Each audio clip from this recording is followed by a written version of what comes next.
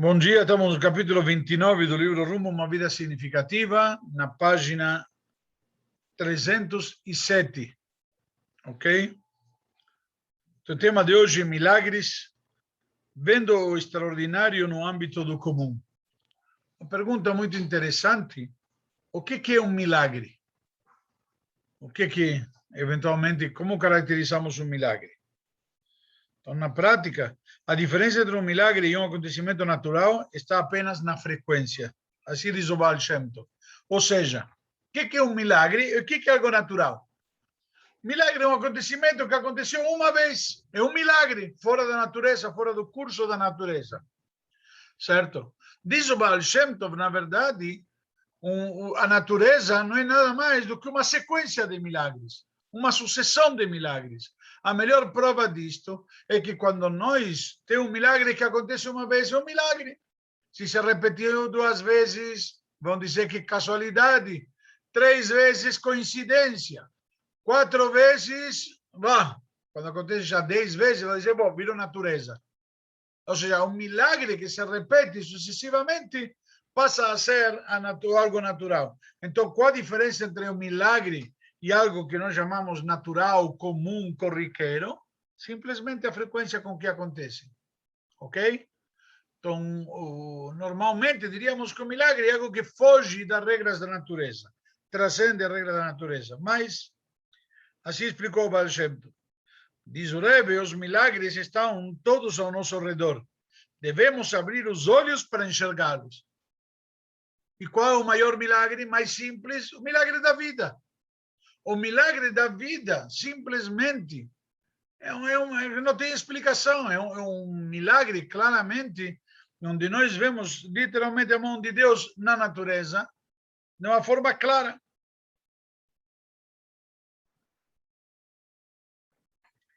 Então, comenta assim, um grupo de estudantes universitários tinha uma entrevista particular com o Rebbe. Um estudante perguntou-lhe se ele poderia fazer milagres. Então, o Rebbe respondeu, este mundo físico natural, explicou ele, não é uma entidade separada do mundo superior espiritual, mas exatamente aquele evoluiu a partir deste, ou seja, a partir deste mundo que evolui o mundo superior espiritual. E, dessa forma, quando alguém relaciona-se com o mundo espiritual, ou seja, com Deus, pode agir sobre coisas neste mundo físico de tal forma a não se poder prever. Ou seja, o fato de você não prever isto é a melhor prova de que seria algo, entre aspas, milagroso. Então, toda pessoa pode escolher se relacionar ou não com o mundo espiritual. Perdão, pode escolher se se relaciona ou não com o mundo espiritual.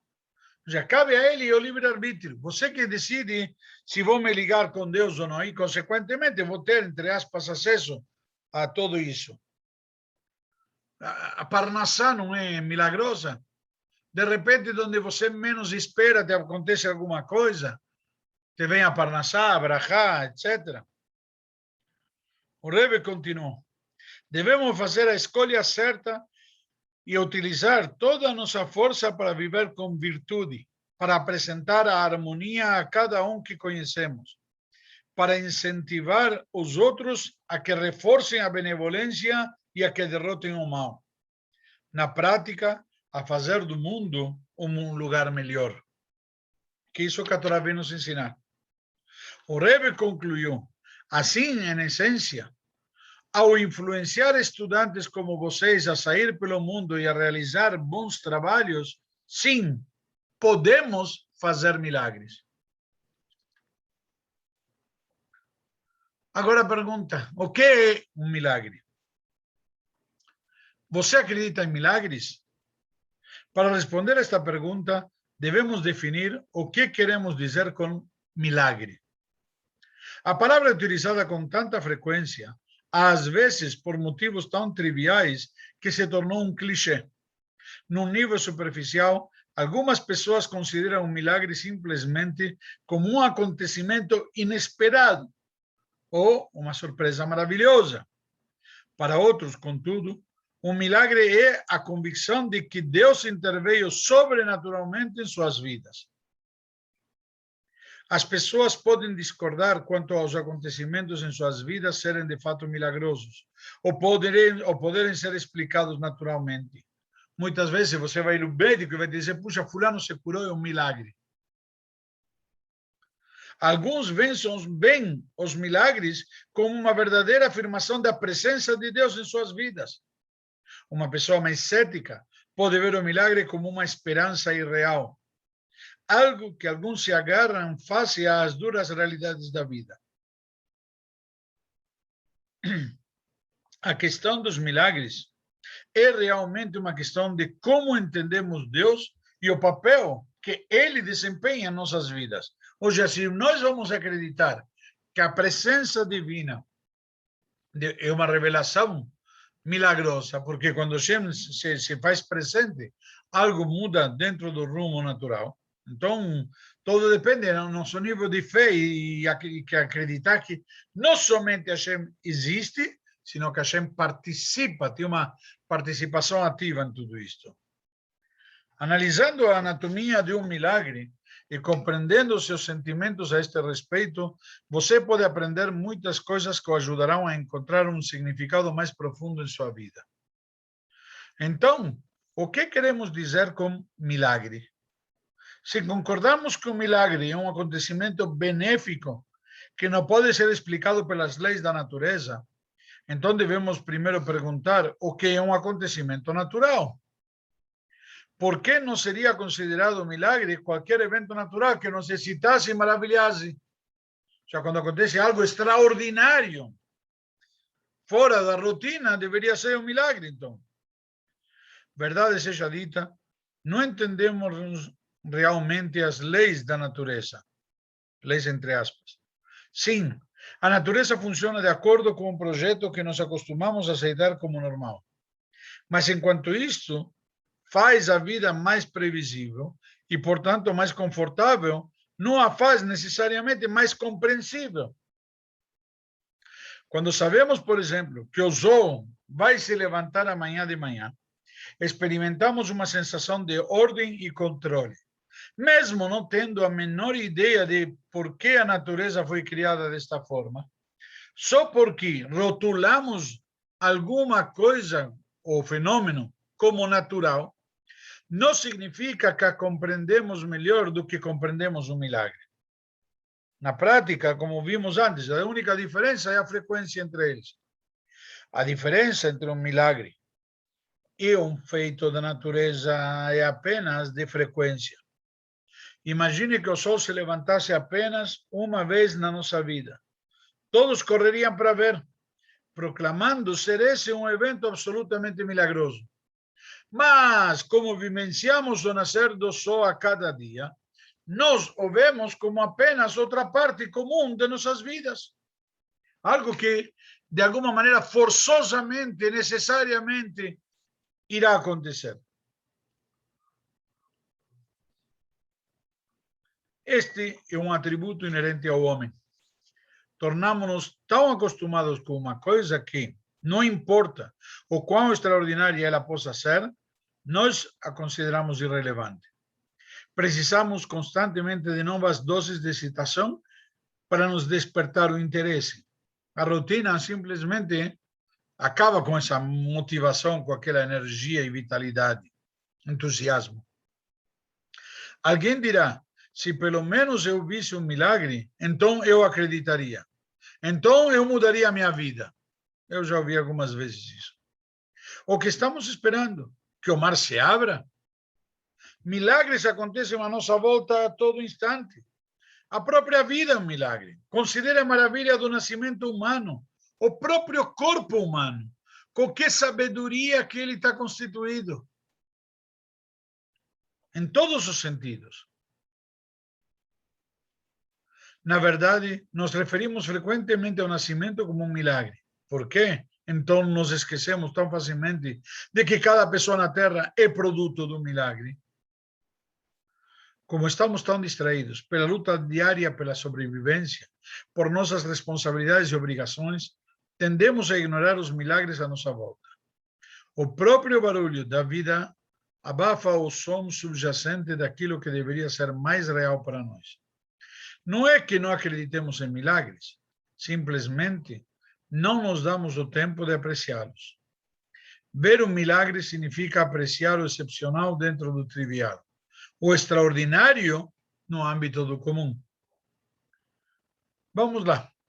Uma fogueira aquecia vários viajantes, numa estalagem de beira da estrada. Começaram a exaltar os respectivos rabinos. O homem disse que, durante 15 anos, ele e a esposa não conseguiam ter filhos. Menos de um ano após serem abençoados pelo seu rabino, tiveram uma filhinha. Outro homem relatou que a bênção de seu rabino trouxera de volta para casa o filho desgarrado. Todos milagres. Um terceiro homem contou que o seu rabino abençoara a importante transação comercial na qual ele investiria vários milhares de dólares e perdera todos os centavos. Já fez o grande negócio que o rabino aconselhou e foi para a falência. Aí lhe perguntaram, e qual foi o milagre? O milagre, respondeu o homem, que permaneci fiel a Deus e ao meu rabino. Ou seja, na prática, ele não é fiel ao rabino somente quando ganha dinheiro. Porque talvez não era para ganhar. Quando você pode reconhecer o extraordinário no âmbito do comum, as ocorrências sobrenaturais não parecem tão impressionantes. Sua fé e vida não dependem de tais milagres, pois você tem um relacionamento maduro com uma realidade que lhe é superior. E você se dá conta de que o maior dos milagres é a nossa própria existência. Apenas contemple o admirável desígnio e equilíbrio em qualquer família do reino animal, mineral ou vegetal, para não falar da beleza do corpo humano, da sofisticação do sistema solar. O milagre divino da natureza que se encontra nos seus acontecimentos únicos, mas na sua inflexível regularidade. É mais milagrosa a regularidade do mundo do que a natureza, do que a constância de sua natureza. Enquanto todas as criações do homem são efêmeras, cada parte da natureza é ilimitada, permanente e inexplicável. Em uma palavra, milagrosa. Os milagres realmente acontecem. Como muitos de nós não dão importância às diversas maravilhas diante dos nossos olhos, Deus às vezes realiza milagres para nos sacudir do nosso desvaneio, para nos elevar a um plano superior de consciência. Algumas vezes, o milagre ocorre para nos salvar de uma situação desesperadora. Uma vez que Deus criou o universo e suas leis naturais, isto significa que ele pode alterá-las ou suspendê-las como achar conveniente, que seria o conceito do milagre da abertura do Mar Vermelho. Mas tais milagres são pouco frequentes, especialmente hoje em dia. Deus não realiza milagres em vão. Nos dizem nossos sábios, e nós não devemos contar com milagres. Não podemos esperar e se apoiar, bom, Deus vai fazer um milagre para mim. Mas por que razão? Simples. Porque este mundo foi criado com uma ordem natural para que pudéssemos civilizá-lo e transformá-lo numa moradia para Deus. Não se consegue isto indo além da natureza, mas sim permeando-a com aquilo que está além. Ou seja, introduzir a divindade na natureza e não mudar a natureza. Ou seja, mudá-la porque introduzimos o milagre nela, não porque mudou a sua natureza. Um milagre abre momentaneamente a porta entre o mundo natural que nos cerca e o mundo espiritual interior. A intenção de Deus não é suplantar as leis da natureza, substituí-las, mas nos dar uma maior apreciação e consciência de nossas vidas naturais cotidianas. Existem dois tipos de milagres. Um que desafia abertamente as leis da natureza e um que se manifesta no âmbito dessas leis, dando inicialmente a impressão de ser um evento totalmente natural. Já lemos e ouvimos muito a respeito do primeiro tipo de milagre, a divisão das águas do Mar Vermelho, por exemplo. Ou quando alguém se recupera totalmente de uma doença que os médicos consideravam terminal. O segundo tipo de milagre não é menos espantoso a queda pacífica do comunismo, por exemplo, ou o retrocesso na escalada que levará o mundo à beira da guerra nuclear. Existem, então, em essência, 3 níveis de milagres. Aqueles que são claramente visíveis e indiscutíveis, aqueles que tomam uma forma natural, mas são claramente milagrosos, e o milagre da natureza propriamente dito. Por que estes 3 níveis? Para unir este mundo natural a Deus, isto exige 3 elementos: a linguagem do mundo inferior, natural, a linguagem de Deus e um intermediário, algo que sirva para traduzir a linguagem milagrosa de Deus para nosso mundo natural. Ou seja, tem que ter, como se diria, um intermediário que conecta, que liga um com o outro. O milagre da natureza é de longe o mais comum e o que mais facilmente passa despercebido. Por quê? Simples, pois está constantemente ocorrendo dentro de nós e ao nosso redor. Mas imagine que você chegou ao mundo moderno vindo diretamente do século XVIII ou XIX. Veja o computador que pode organizar tão enormes quantidades de informação, ou o coração artificial com o qual o cirurgião pode salvar a vida de uma pessoa. Haveria uma sombra de dúvida em sua mente de que estes seriam milagres? Contudo, eles foram produzidos não por alguma clara intervenção sobrenatural, mas pela própria mão do homem, usando as habilidades que Deus lhe deu para trabalhar dentro das leis da natureza. Ou seja, na prática está tudo dentro daquele entorno da natureza. Viver uma vida significativa quer dizer encontrar significado em tudo o que você faz e encontra, começando pelo mundo natural. Os efeitos da natureza colorem todo o seu ser. Você está sujeito às exigências que a natureza faz ao seu corpo. A necessidade de comer, de dormir, de buscar segurança e abrigo. A solução não é se render às leis da natureza ou encará-las como limitações que constringem nossa criatividade e ímpeto. Em vez disto, devemos vê-las como um projeto divino, que em e por si próprio é cheio de milagres. Sim, a natureza propõe um desafio formidável. Como seria conveniente se, por exemplo, os humanos pudessem voar? Mas considera a sensação de total libertação que experimentamos quando o primeiro avião ganhou os céus ou quando ainda mais milagrosamente alcançamos pela primeira vez o espaço sideral. Usando o projeto da natureza, as asas de um pássaro, nós recriamos o primeiro milagre do voo para nós mesmos. Contudo, apenas umas poucas décadas após, nos maravilhamos com a exploração do espaço. Já não lhe damos importância. Se parece algo normal, algo comum. Certo? Qualquer monta uma empresa e bota uma tipo de nave espacial e leva o pessoal para viajar, para fazer turismo no espaço sideral.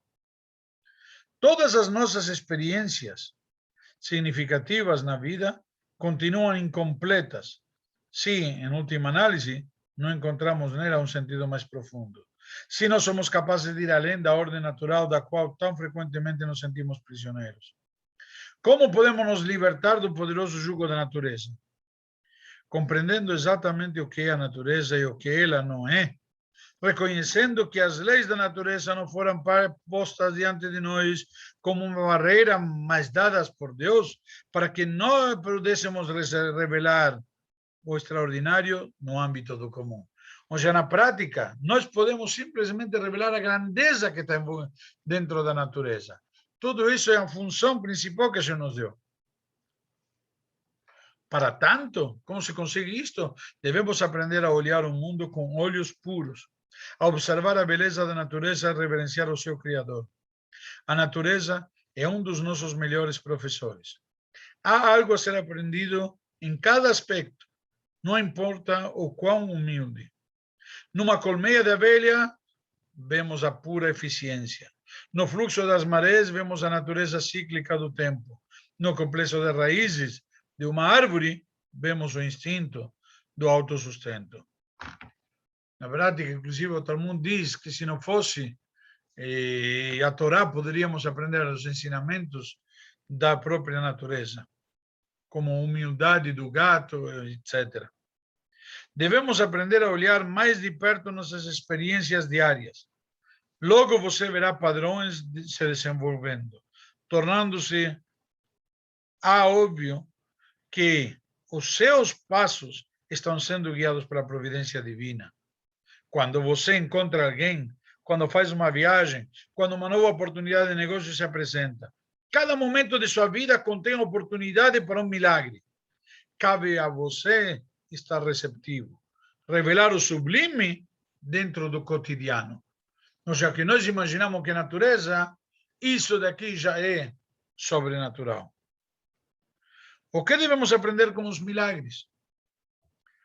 Nos últimos poucos anos apenas, experimentamos incontáveis milagres baseados em novas tecnologias, em novos avanços da ciência. Para ser exato, esses desenvolvimentos revolucionários podem todos ser explicados racionalmente e, entretanto, quando analisamos o quadro maior, vemos um padrão se desenvolvendo. A humanidade está se aproximando cada vez mais de uma unidade mais profunda, que nós diríamos está transcendendo, evoluindo. O mundo continua a se tornar menor, graças ao desenvolvimento das comunicações e das viagens. Avanços tecnológicos nos dão mais tempo e energia para perseguir objetivos mais nobres. Muitos dos obstáculos físicos que impediam o crescimento pessoal e espiritual em gerações passadas deixaram de existir. Na prática, tudo isso depende de nós. Nós temos o livre-arbítrio, temos a tecnologia e os meios a nosso alcance. A pergunta é para quê? Nós falamos um tempo atrás que o melhor exemplo que nunca teve tanta Torá disponível e acessível para todo mundo.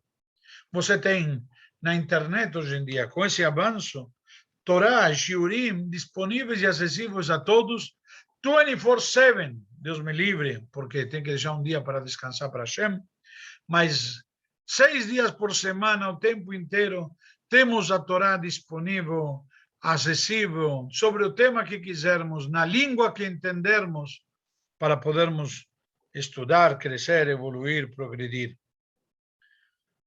Então, não vai dar um exemplo. Considere o colapso da cortina de ferro e a derrocada do comunismo. Sim, depois de anos de opressão e corrupção, poderia parecer inevitável que a União Soviética fosse cair. Mas quem seria capaz de predizer que fosse acontecer tão subitamente e de forma tão pacífica? O mundo está consistentemente evoluindo em direção à unidade, ao reconhecimento dos direitos divinos de toda a humanidade. Parece impossível, mas se nós analisarmos, tão somente 40, 50 anos atrás, era uma guerra capitalismo versus comunismo. Hoje em dia continuam algumas síndromes de complô. Mas se vamos analisar, o mundo inteiro vem evoluindo com isto. Todos os campos da ciência e medicina, os negócios e comunicações estão experimentando importantes descobertas numa velocidade estonteante. Devemos encarar estes avanços pelo que eles são.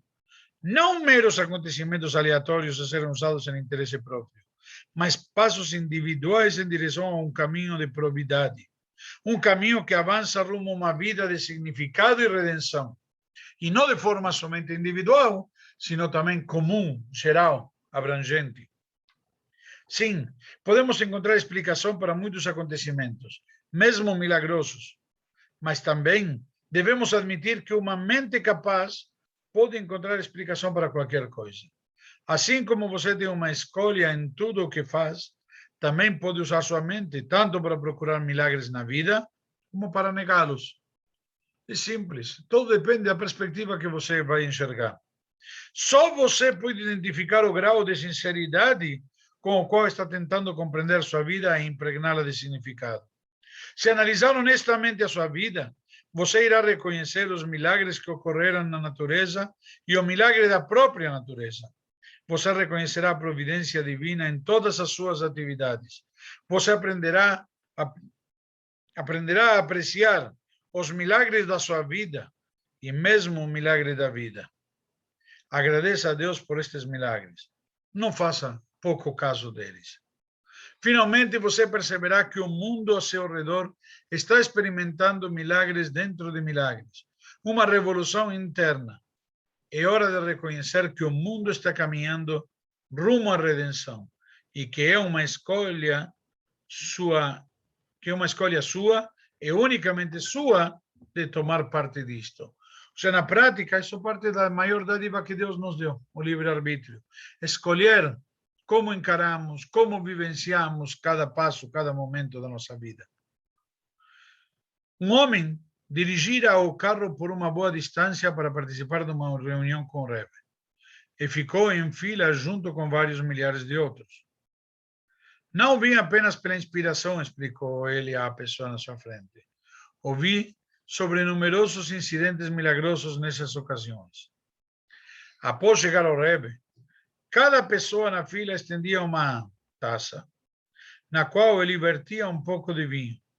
Quando o homem, por fim, alcançou o Rebbe, estendeu a taça na mão esquerda, mas o Rebbe fez sinal para que a segurasse com a direita.